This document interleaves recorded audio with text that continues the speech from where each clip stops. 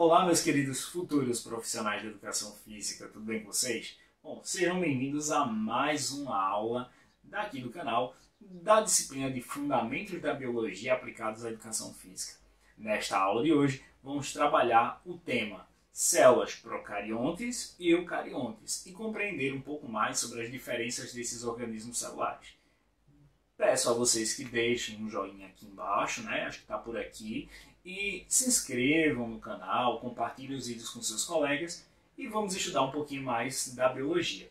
Eu acho que alguns de vocês devem estar achando estranho, né? Eu estar aparecendo aqui no canal, aparecendo nesse vídeo, mas é um mecanismo que eu já estava tentando implantar nos nossos materiais didáticos e eu acho que fica mais fácil porque agora vocês podem me ver, agora a gente pode conversar um pouquinho. E fica menos monótono do que só o slide com a voz ao fundo e aquele som batendo, certo? Então, já que é um canal, vamos botar uma vinheta aí, né? Pra ver se a gente se anima um pouquinho e a gente passa pro conteúdo, beleza?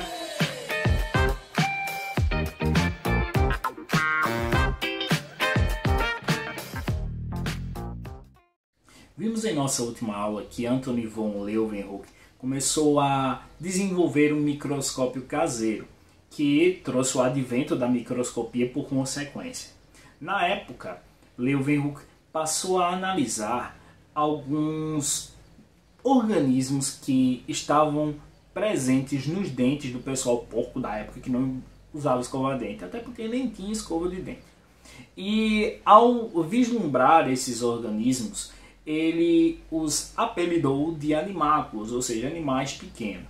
Hoje nós os conhecemos como bactérias, ou melhor dizendo, procariontes. Professor, eu já ouvi falar nesse termo, procarionte. O que significa? Bom, procarionte significa antes da carioteca. Mas carioteca é um termo um tanto quanto errôneo. Por quê? Porque carioteca, da origem mesmo da palavra, tem o seu sufixo oteca, que nada mais é que local de armazenamento. E cario, que significa cariótipo. O que é o cariótipo? É o conjunto de cromossomos que constitui um indivíduo, tá? Então eu posso dizer que a carioteca é o lugar onde eu armazeno os cromossomos, certo? Errado. Por quê, professor? Por que está errado? Porque eu não armazeno cromossomos.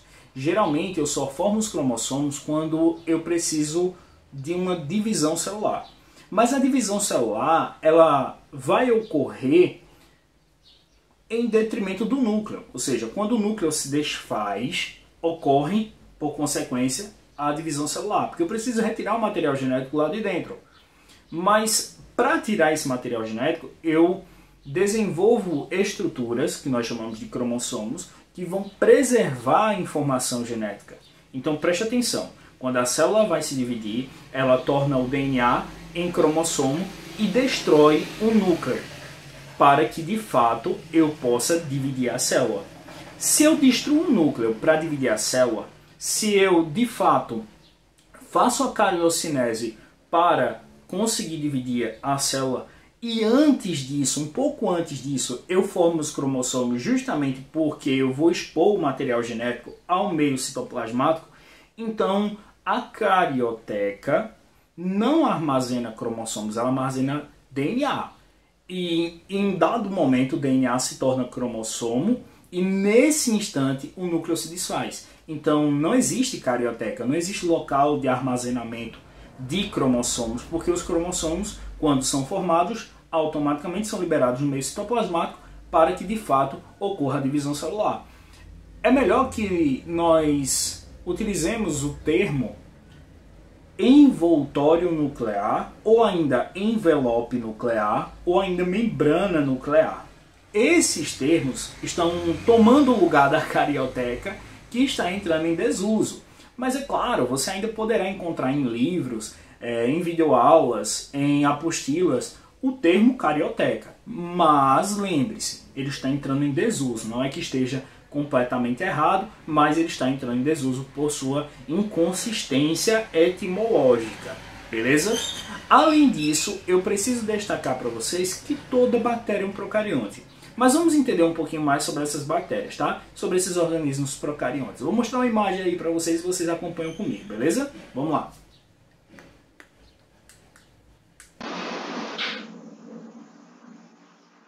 Ao analisarmos mais acuradamente o organismo procarionte da figura, percebemos que o DNA dele está apresentado na forma de nucleóide.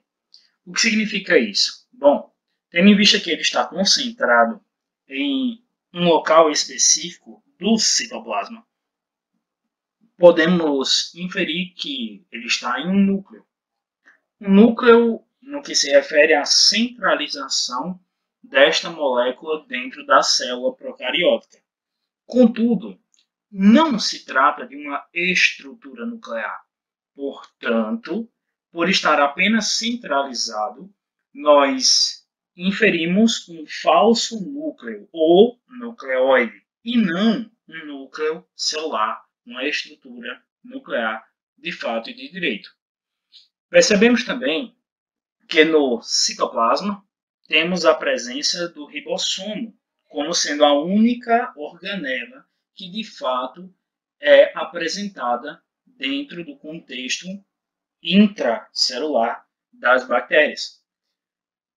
Apresentamos também a membrana plasmática revestida por uma cápsula, bem como por uma parede celular.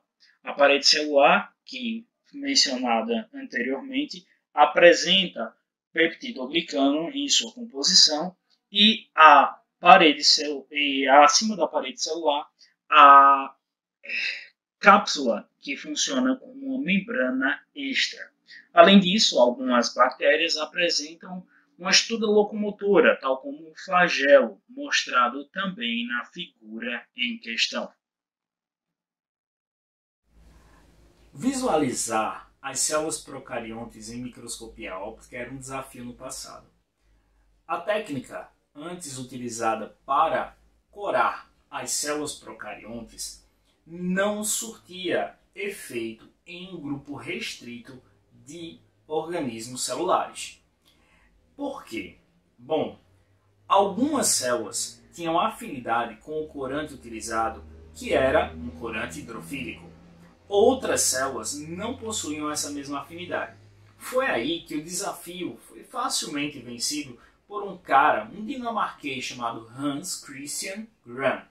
Gram, para os íntimos, começou a pesquisar um pouquinho mais e passou a utilizar em sua técnica de coloração um corante hidrofílico, ou seja, que tem afinidade com a água e ao mesmo tempo com as substâncias que também têm afinidade com a água, e um corante hidrofóbico, ou seja, um corante que não tem afinidade com a água. Esse corante tem afinidade com o que, professor? Tem afinidade com o lipídio, então ele é lipossolúvel. E aí foi que Gram teve um resultado bacana, quando percebeu que as células que antes não eram coradas pelo corante hidrofílico, passaram a ser coradas pelo corante hidrofóbico. Foi aí que Gram teve a brilhante ideia de classificá-las como gram-positivas, aquelas que eram facilmente coradas pelo corante hidrofílico, e gram-negativas para aquelas que eram coradas a partir do segundo corante que era adicionado. Ou seja, esses organismos celulares procariontes começaram a ser classificados agora como gram-positivos e gram-negativos. E neste ponto, nosso querido bacteriologista definiu uma técnica bem bacana, como vocês podem ver a seguir. O bacteriologista ilustrado neste slide trata-se de Hans Christian Gram, aquele que já citamos em nossa aula, assim como sua pesquisa pautada na coloração de bactérias distintas a partir da composição de suas barreiras delimitadoras, tal como a membrana e a parede celular, são apresentadas também na ilustração. Percebemos que as bactérias gram-positivas apresentam sobre a camada de membrana plasmática uma espessa estrutura semelhante a uma parede que reveste a membrana interna, permitindo a coloração a partir de um corante hidrofílico. Nessa perspectiva, percebemos, através da imagem, a presença do peptidoglicano como sendo a substância principal para a construção desta parede. Ao lado, percebemos as paredes, as membranas existentes em bactérias gram-negativas, nas quais a membrana celular interna é revestida por uma fina camada de peptidoglicano, como uma parede celular, e acima desta camada temos ainda uma membrana externa, e isso permitirá a compreensão de dois tipos celulares distintos, as bactérias gram-positivas e as bactérias gram-negativas. É importante destacar que a morfologia bacteriana, ou seja, a sua forma, o seu aspecto, vai dar origem a uma classificação quanto ao seu tipo. Exemplo, existem bactérias esféricas, chamadas de cocos. Alguns professores também as chamam de coco. Dá na mesma, não ligue para a fonética, mas sim para o conceito. Então as bactérias esféricas ou cocos podem também se dividir e permanecer unidas, tá? Ou seja, faz a divisão celular, mas permanece ali unidinha. Essa espécie de divisão dá origem, por exemplo, aos diplococos, que são bactérias que apresentam dois cocos coladinhos. Existem também as estafilococos, né, que são bactérias que se dividem bastante, formando uma espécie de cachinho de uva. Mas se forem organizadas a ponto de traçar um conjunto linear, nós temos um organismo chamado de estreptococo, beleza? Ou streptococcus. Além disso, existem outros formatos, como por exemplo, o formato de bastão, conhecido como bacilo. Inclusive foi esse bacilo que deu origem ao termo bactéria. Tá? Além disso, nós temos aqueles que têm formato de vírgula, são chamados de vibriões. Aqueles que têm um formato ondulado, mas um pouquinho curtinho, beleza? Nós chamamos de espírilos. Já aqueles que têm um formato ondulado, mas são mais compridinhos, nós chamamos de espiroquetas. Tá? No fim das contas, nós também temos alguns outros organismos bacterianos com formatos distintos, mas a gente não vai falar sobre eles aqui. Eu vou deixar que a imagem fale mais que 1000 palavras. Então vejam aí. A figura em tela nos apresenta alguns tipos bacterianos mais comuns, classificados conforme sua morfologia. Nós compreendemos alguns exemplos bem interessantes que são também mencionados a nível médio, tais como o Streptococcus pneumoniae, um diplococo responsável pela manifestação da bacteriose, ou seja, da doença causada por bactérias, conhecida como pneumonia, bem como a Salmonella typhi, que é a responsável pela manifestação da salmonelose, a Clostridium botulinum, responsável pela manifestação da doença conhecida como botulismo, bem como a Vibrio cholerae, causada por um vibrião que manifesta no ser humano a cólera, e a Treponema pallidum, que trata-se de uma infecção sexualmente transmissível conhecida como sífilis, provocada por uma espiroqueta. Peço que vocês observem direitinho cada imagem dessa e reconheçam as formas bacterianas mencionadas anteriormente em nossa aula. Agora que já compreendemos um pouco mais sobre os procariontes, vamos dar início ao estudo dos eucariontes, tá? Esses que apresentam o envoltório nuclear. A carioteca. Mas por que o senhor está resgatando esse termo? Para que vocês entendam a origem dos nomes procarionte e eucarionte. Procarionte, pro significa antes, carionte vem de carioteca, logo aquele que veio antes da carioteca. Já os eucariontes, eu significa verdadeiro e carionte, carioteca, aqueles que verdadeiramente têm a carioteca. Então, os procariontes não possuem envoltório nuclear, os eucariontes possuem verdadeiramente o envoltório nuclear. Logo, os procariontes não têm núcleo, os eucariontes têm núcleo. É importante destacar também que hoje ainda existem estudos para saber de onde surgiram os seres vivos.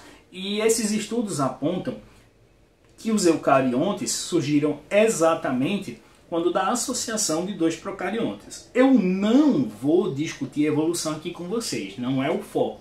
Mas eu gostaria de trazer aí uma novidade das ciências biológicas que apontam essa possível associação de dois procariontes para o surgimento de um eucarionte que passou aí a resguardar o seu material genético através do envoltório nuclear. Também gostaria de destacar que nos organismos procariontes apenas uma organela citoplasmática é presente, que inclusive todos os organismos celulares têm que possuir esta organela. É o ribossomo, a organela responsável pela síntese proteica, que inclusive vamos analisar ela bem melhor nas próximas aulas. Mas é fundamental que vocês não saiam dessa aula, não terminem essa aula sem saber que o ribossomo é a única organela encontrada em todos os organismos celulares. E mais, que somente ela é presente nos organismos procariontes. Então todo procarionte só terá, a única organela que ele vai ter será o ribossomo, beleza? Já nos eucariontes nós teremos muitas organelas. Contudo, há uma diferença bacana entre alguns organismos eucariontes. E a gente vai discutir mais para frente. Mas eu preciso que vocês compreendam agora que existem alguns errinhos que o pessoal costuma cometer quando fala de organismos celulares. Por exemplo, pensa aí e completa a informação, beleza? Toda célula é constituída por membrana, citoplasma e... Se você disse núcleo, se você pensou núcleo, você está errado. Por quê? Porque nós acabamos de ver um grupo de células procariontes que não possuem núcleo. Portanto, não existe toda célula é constituída por membrana, citoplasma e núcleo. Existe toda célula é constituída por membrana, citoplasma e material genético. São erros como esse que costumam custar uma questão ou outra num concurso público, certo? Numa avaliação do ENAD e por aí vai. Percebam que é um erro que tem sido difundido durante décadas. O termo correto é núcleo. Não. O termo correto é material genético, tá? Então toda célula tem membrana, citoplasma e material genético. E além disso, toda célula eucarionte, aí sim, possui membrana, citoplasma e núcleo, beleza? Não confundam, pelo amor de Deus. Outra situação que é comum surgir na forma de erro, que geralmente é dada por estudantes e não necessariamente pelo professor, que não difunde essa informação, mas acaba sendo depreendida pelo educando na educação básica e acaba perdurando até o ensino superior, é que o citoplasma seria o fluido intracelular. E não é. O citoplasma é tudo que está dentro da membrana plasmática. Ou seja, todo o conteúdo interno à membrana é citoplasma. E o citoplasma é dividido em hialoplasma, também chamado de citosol, que esse sim é o fluido intracelular, ou também chamado de matriz intracelular, e as organelas, que são estruturas que estão associadas diretamente às funções metabólicas do organismo celular. Sobre as organelas e sobre o aloplasma nós vamos falar nas próximas aulas. Mas eu preciso que vocês entendam que citoplasma não é o fluido é o hialoplasma ou citosol, enquanto o citoplasma é a associação do fluido com as organelas, beleza? Então vamos conhecer rapidamente algumas das organelas presentes na célula eucariótica. Bora lá! O termo organela é um tanto quanto relativo, tendo em vista que toda e qualquer estrutura com um grau de complexidade maior, que de imediato desenvolva alguma ação metabólica que contribua para a continuidade da vida do organismo celular, pode ser de fato considerado uma organela. Nenhuma organela apresenta a mesma característica que a outra. Na verdade, não existe nenhuma característica que de fato unifique as organelas e que seja comum a todas. Portanto, apresentaremos algumas delas de modo rápido, tendo em vista que em próximas aulas iremos discutir uma a uma, bem como suas funções. Para início, os centríolos, que contribuirão para a formação de cílios e flagelos, bem como o próprio citoesqueleto da célula, e ainda irão ajudar a mesma nos processos de divisão celular.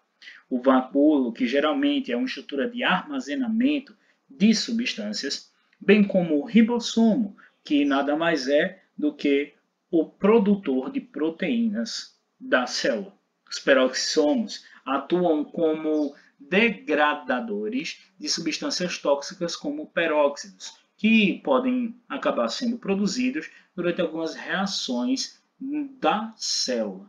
Além disso, a mitocôndria, responsável por sintetizar o ATP através da oxidação da glicose, é a organela que irá subsidiar o organismo celular em caráter de aporte energético. O complexo de Golgi, responsável por armazenar substâncias e transportá-las dentro da célula, também é muito importante, pois ele também é o responsável por fazer os lisossomos. Organelas essas que apresentam enzimas hidrolíticas que irão realizar tanto as autólises, ou seja, degradações da própria célula, bem como os processos de digestão intracelular. O retículo endoplasmático liso se encarregará de produzir lipídios essenciais à célula, bem como atuar também na desintoxicação celular, uma vez que esse retículo é responsável por degradar o álcool no organismo.